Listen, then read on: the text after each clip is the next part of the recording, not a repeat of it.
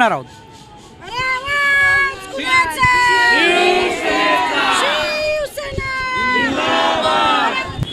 नमस्कार, मी नेहा गायकवाड. मेरा भारत समाचारमध्ये तुमचं मनपूर्वक स्वागत करते. प्रत्येक विभागामधून जाऊन आपण तेथील उमेदवारांशी संवाद साधत आहोत. त्याचप्रमाणे आपण कुर्ला येथे आहोत. प्रभाग क्रमांक 168 मध्ये जे ॲडव्होकेट सुधीर खातू सर आहेत त्यांच्याशी आपण संवाद साधत आहोत. सरांची आता प्रचार रॅली सुरू आहे. त्याच अनुषंगाने आपण सरांशी संवाद साधत. सर, कोणते ज्वलंत मुद्दे घेऊन आपण उमेदवारीसाठी उभे राहिलेले आहात आणि प्रभागातला आता ज्वलंत मुद्दे काय आहेत? कुर्ल्यातले बेसिकली 3 मुद्दे आहेत.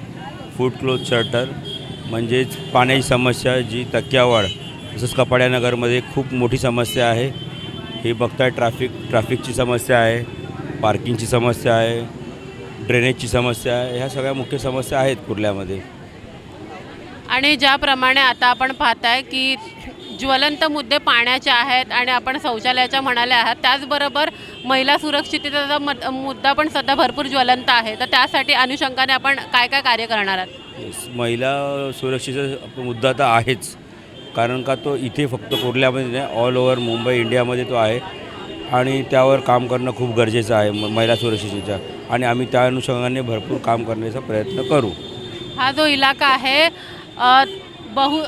बहुभाषिक लोक इथे आहेत आणि त्याच्या हिशोबाने जेव्हा आपण प्रचारासाठी फिरता तर आपल्याला कशा प्रकारचा रिस्पॉन्स लोकांचा मिळतो आहे? कारण का इथे परप्रांतीय आहे, त्याच्यानंतर मग जे इतर धर्मीय लोक आहेत, तर त्याच्यामध्ये आपला रिस्पॉन्स कसा मिळतो साधारण? रिस्पॉन्स प्रामुख्यानं तुम्हाला 16 तारखेला दिसेल, कारण की मी सर्व धर्मियांचा नेता आहे.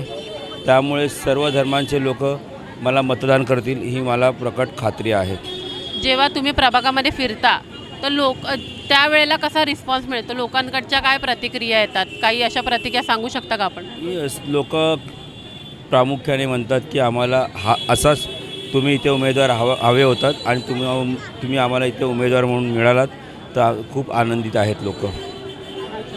ज्याप्रमाणे आपण पाहताय की इथे जी ट्रॅफिकची समस्या खूप महत्त्वाची आहे आणि खूप मोठी आहे आणि त्याचबरोबर काही ठिकाणी आपण झोपडपट्टींचं सुद्धा आता पाहतोय.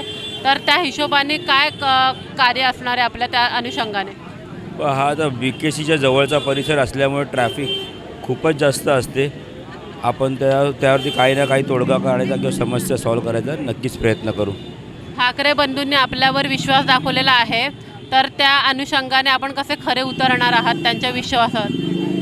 खूपच जास्त मतांनी, खूप चांगल्या मतांनी जिंकून येऊ अशी आम्हाला खात्री आहे आणि त्यांचा विश्वास कुठे तडा जाऊ देणार नाही. आता सर उमेदवारीला उभे राहिलेले आहात, काय अपेक्षा आहेत एकंदरीत एक मतदार म्हणून? एक मतदार म्हणून आम्हाला एक सुशिक्षित असा उमेदवार या प्रभागातून हवा होता आणि उद्धव बाळासाहेब ठाकरे आणि राजसाहेबांनी आणि शरद पवार साहेबांनी मिळून एक सुशिक्षित आणि लोकांच्या समस्येची जाण असणारा असा एक, मी यांना कार्यकर्ताच म्हणेन, असा कार्यकर्ता आम्हाला उमेदवार म्हणून लाभलेला आहे. हे आमच्या इकडच्या मतदारांना खूप आम्हाला मानाची गोष्ट आहे की आम्हाला असा एक उमेदवार मिळाला आणि मला संपूर्ण विश्वास आहे की विभागातील सर्व मतदार एकजुटीने त्यांच्या मागे उभे राहतील आणि 16 तारखेला हा त्यांचा विजय हा नक्की आहे. ज्याप्रमाणे काही भागांमध्ये बिनविरोध जिंकून येतात, त्याबद्दल काय म्हणणं आहे? बिनविरोध हे जिंकून येणे प्रक्रिया हे आमच्या तर डोक्याच्या पलीकडचा भाग आहे. कारण की तुम्ही जर बघत असाल तर बिनविरोधच्या या ज्या मतदारसंघामध्ये झालेल्या आहेत त्या मतदारसंघामध्ये अनेक लोकांचे जे फॉर्म्स आहेत ते बाद झालेले आहेत. म्हणजे कुणा लोकांना का फॉर्म भरता येत नाही असं काही नाही आहे. हेतू परस्पर त्यांचे फॉर्म बाद करून हे बिनविरोध उमेदवार निवडून आलेला आहे अशा प्रकारचा एक भास निर्माण करण्याचा प्रयत्न भारतीय जनता पार्टी आणि त्यांच्या सहकाऱ्यांचा चालू आहे. त्या बिनविरोध ज्या सीटा आहेत त्याचा प्रभाव हा दुसऱ्या महानगरपालिकेवर पाडण्याचा प्रयत्न करत आहेत, पण त्याचा काही प्रभाव पडणार नाही. हे सगळं बोगस आहे, हे लोकांना आतून कळून चुकलेलं आहे. मराठी शाळा संदर्भात काय सरांचं काम असणार आहे, सरांनी सांगितलं का? बघा, आजकाल या विभागामध्ये काय सगळं पूर्ण मुंबईमध्ये मराठी शाळा या कमी होत चालल्या आहेत. पण आपण पाहत असाल की गेल्या काही वर्षात शिवसेनेच्या माध्यमातून CBSE शाळा देखील सुरू झाल्या आहे आणि मुंबई महानगरपालिकेच्या ज्या शाळा आहेत त्या शाळेचा आपण कायापालट होताना बघितलेला आहे. या विभागात देखील यापुढे आमच्याकडे CBSEची एकही शाळा नाही.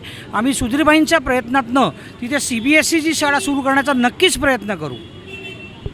आरोग्याच्या समस्या उद्भवतात या प्रभागामध्ये आणि जर जवळपास असं मोठं हॉस्पिटल खूप कमी आहेत, त्या संदर्भात काय कार्य असेल? असं आहे की याच्या पूर्वीचे दोनही उमेदवार जे होते, म्हणजे गेली काही वर्ष अनुराधा पेडणेकर, डॉक्टर अनुराधा पेडणेकर या इथे नगरसेविका होत्या. त्यांनी केवळ बाबा हॉस्पिटलच्या बाह्य स्वरूपाचं सुंदरीकरण केलं, पण ज्या लोकांच्या गरजा आहेत त्याच्यामध्ये काही बदल झाला नाही. म्हणजे बऱ्याच वेळेला तिथे गैरसोयी आल्या. आम्ही त्याच्यानंतर डॉक्टर सईदा खान इथे नगरसेविका होत्या, त्यांच्याही कालावधीमध्ये अशाच काही गोष्टी झाल्या. आपण पाहू शकता गेली 2 वर्ष इथे या बाबा हॉस्पिटलमध्ये जे एक्सरे मशीन्स आहेत ते चालत नव्हते. आम्ही त्यासाठी देखील पाठपुरावा केला होता आणि आत्ताच काही दिवसापूर्वी यांनी जाहीर केलं की याच्यापुढे या हॉस्पिटल्समध्ये काही ज्या गोष्टी फुकट फ्री मिळत होत्या, जसं काही आपण म्हणू शकता की CT स्कॅन्स आहेत किंवा आपण MRI आहेत. आज तुम्ही बघू शकता MRIचं जे इकडलं सेंटर आहे हे टोटली यांनी खाजगीकरण करून आपल्याच ताब्यात ठेवलेलं आहे आणि त्यांच्याच संस्थेला दिलं गेलेलं आहे. म्हणजे थोडक्यात हा घराणेशाहीचाच एक भाग आहे. पण सुधीरबाईंच्या प्रयत्नातनं आम्ही नक्कीच इथे सर्व मोफत आणि चांगल्या सुविधा देण्याचा प्रयत्न इथे आम्ही करणार. आणि आपण पाहिलं की सुधीर खातू जे सर आहेत त्यांना इथे लोकांचा तो प्रतिसाद आहे, खूप सकारात्मक प्रतिसाद आहे. त्यामुळे कुठेतरी जे आहे ते संपूर्ण नागरिकांचा आपल्याला पाहायलाच मिळतो कशा प्रकारचा प्रतिसाद आहे. त्यामुळे कुठेतरी या ठिकाणी मशाल हीच पटली जाईल असा लोकांचा विश्वास आहे. त्यामुळे अशा प्रकारे नेहा गायकवाड, मेरा भारत समाचार, मुंबई.